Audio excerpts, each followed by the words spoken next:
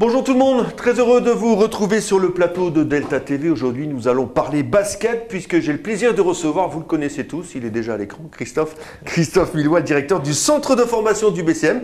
Christophe, bonjour. Alors bon, on est encore au mois de janvier, bonne année. Hein. Je vous embrasserai pas parce que maintenant vous avez fait un peu de volume. Donc si vous êtes là, c'est pour parler du centre de formation du BCM. Comment ça se passe une journée type d'un stagiaire? C'est comme ça qu'on les appelle? Oui, on peut appeler ça stagiaire, oui bien sûr. Écoutez, c'est un réveil assez tôt, vers 6h30, et un départ pour l'école vers 7h, 7h30. Et ils passent la journée à l'école. On a des horaires aménagés, on travaille beaucoup avec le lycée du Nord-Over. Et puis avec ils sont tous au Nord-Over? Oui, une grande partie, et d'autres dans différents lycées, Plaine du Nord, et puis Guy Debert également. Et puis certains, par rapport à leur âge, sont sur un cycle universitaire. Donc on travaille également avec des conventions sur l'Université du Littoral. Et donc on a des horaires plus ou moins aménagés en fonction du type de scolarité qu'ils peuvent avoir. D'accord. Et comment ça se passe le recrutement? C'est vous qui allez scouter un petit peu ces joueurs, ou vous entendez parler d'un jeune qui progresse et qui… Alors il y a plusieurs possibilités, effectivement. On travaille en priorité avec les locaux, ensuite donc en interne. Ensuite on travaille avec le pôle espoir donc, de Wattignies, avec lequel on retrouve des garçons du Nord-Pas-de-Calais en priorité, ou des Hauts-de-France maintenant. Ouais. Ça va être amené à évoluer évidemment, parce qu'on va être rejoint par la région de Picardie, etc. Et donc on va devoir s'étendre un petit peu. Et puis après, on participe également à des regroupements France qui sont faits par la fédération. Moi j'ai participé à un regroupement qui avait lieu à Temple-sur-Lot. C'est détection, c'est ça? Détection, voilà. Donc ils partent en général pour les équipes de France et l'INSEP. Donc c'est un gros regroupement des meilleurs joueurs par région. Et puis en décembre, on est allé à Bourges où il y avait déjà eu une première sélection. Donc le tout, c'est de participer à ça et de trouver des profils qui pourraient nous intéresser pour les années à venir. Parce que je suppose qu'un profil intéressant, comme vous le dites, vous êtes plusieurs dessus. Oui, alors pourquoi je choisirais le BCM par rapport à, je sais pas, Cholet, c'est quoi? Chalon. Ouais, c'est la renommée du centre de formation qui fait que tel joueur viendra plus là qu'ailleurs? Oui, il faut savoir qu'on a quand même eu depuis quelques années des bons résultats, on a un savoir-faire, on est reconnu dans le milieu basket. Et à partir de là… On n'est pas les seuls, d'autres clubs aussi. Bien sûr, mais le tout c'est de sensibiliser les gens, de centraliser les informations et de savoir quel profil nous intéresse réellement et de les sensibiliser sur ce que nous on peut sur ce que nous on peut leur apporter. Donc c'est surtout des questions humaines, des rapports humains, où on travaille sur nous beaucoup, sur l'autonomie. Les jeunes qui arrivent sont quand même un peu déstabilisés, enfin je veux dire il faut quand même s'en occuper. Quel âge ils ont? Ils ont entre 15 et 21 ans. Donc il faut les suivre quand même. Donc on les suit sur pas mal de points de vue, aussi bien médical, sportif, scolaire, sur le plan familial également, psychologique. Donc il y a un cahier des charges assez important maintenant, qui est valable pour tous les centres de formation de Pro A. La Pro B, ils ont un cahier des charges qui est un peu différent, mais qui est assez similaire. Donc le tout, c'est d'attirer… Par nos convictions, notre politique de recrutement, des joueurs qui ont vraiment un potentiel et qui correspond à ce que nous, on veut développer. Alors vous parliez de références, c'est quoi les références? Quelques joueurs qui sont passés du centre de formation, qui évoluent en Pro A. Oui. Il y a William Howard.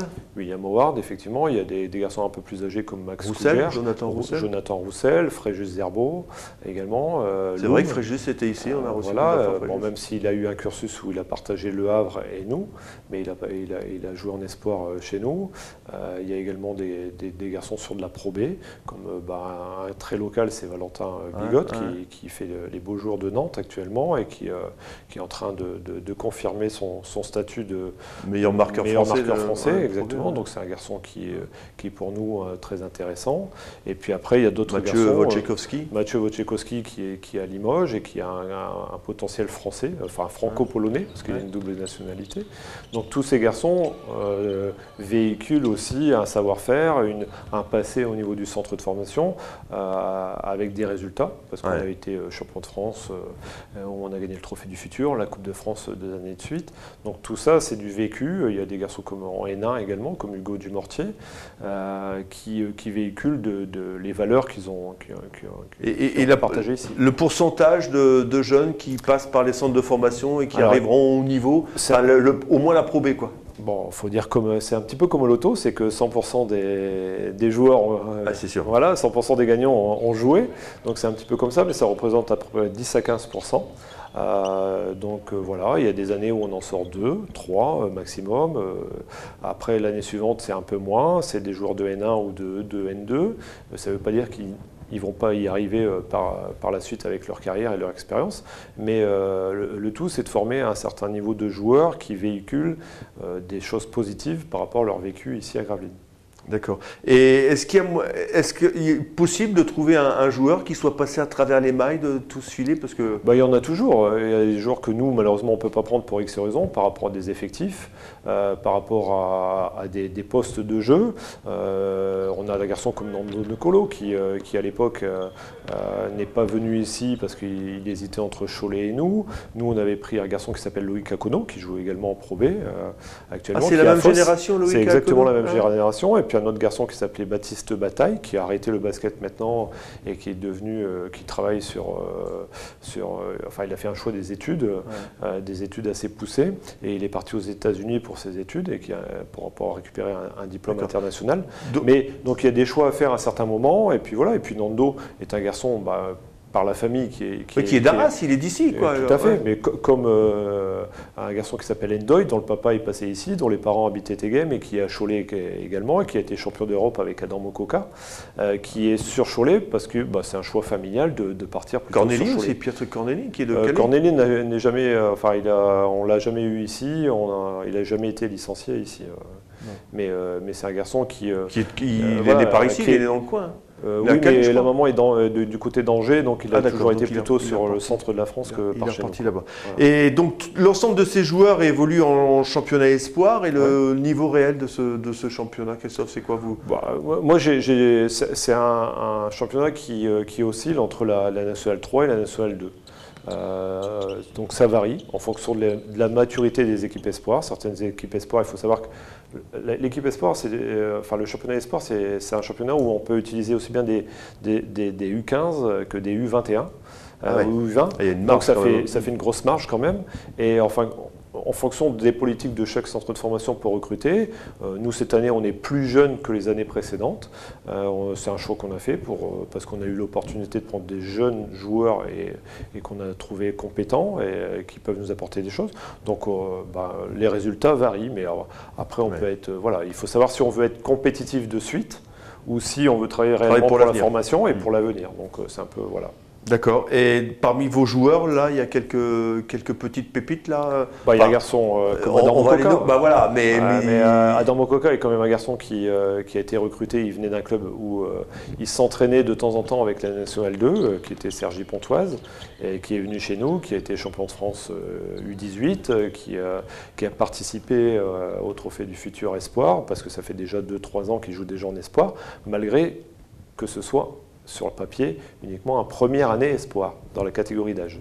D'accord. Parce qu'il est de 98. Donc. Et au niveau résultat, là, vous en êtes où à peu près? Vous êtes un bilan équilibré comme les pros à peu près? Voilà, on est 7-8, donc on manque de maturité parce qu'on est jeune, justement. On a perdu beaucoup de matchs de peu de points ou après prolongation. Donc on espère que sur la deuxième partie de championnat, ces goals à virage, on fera en sorte d'être positif par rapport à tout ça. Et puis qu'il y a une certaine maturité qui se met en place. Là, on a fait un très bon match contre Nanterre, qui était une équipe beaucoup mieux placée que nous, parce qu'elle avait 3 victoires de plus que nous, et donc ça permet de travailler, et on peut mesurer le travail aussi par les résultats, même si c'est pas, on va dire, la priorité de ce championnat, mais c'est important d'être sur le haut de tableau pour participer au trophée. Est-ce qu'il peut y avoir aussi des espoirs qui s'entraînent avec les pros? Oui, c'est le cas avec Jen, avec Mokoka, avec Pierre Hannequin, Even Le Douarin. C'est des garçons qui participent assez régulièrement aux entraînements pro. Surtout cette année avec les soucis de blessures qu'il y a eu sur ce début de saison. L'effectif n'est pas très riche. C'est une des particularités. On doit mettre des joueurs à disposition aussi pour le groupe pro, de façon à ce qu'ils s'entraînent. Mais Christophe, on va terminer peut-être avec les cadets. Là, je sais que c'est une bonne filière aussi. Vous avez été multiple champion de France. Oui, 5 fois champion de France en U18. On a gagné le titre la saison dernière. Et là, cette année, on est qualifié pour la deuxième phase. Donc on vient d'avoir la deuxième phase et la poule haute. Et il y a des équipes très intéressantes à jouer, comme Paris, Nanterre. Et la vôtre, elle va encore être champion, non? On va tout faire pour, c'est le but. On va tout faire. C'est le but. Écoutez Christophe, merci beaucoup de nous avoir expliqué un petit peu le fonctionnement d'une cellule espoir d'un centre de formation qu'on ne connaissait pas trop. Merci beaucoup. Allez, merci Christophe. Allez, nous on se retrouve demain pour l'agenda du CIVOM des Rives de l'Aa et de la Colme et la semaine prochaine avec un nouvel invité. D'ici là, passez une bonne fin de semaine et un bon week-end. Christophe, au revoir. Au revoir. Salut.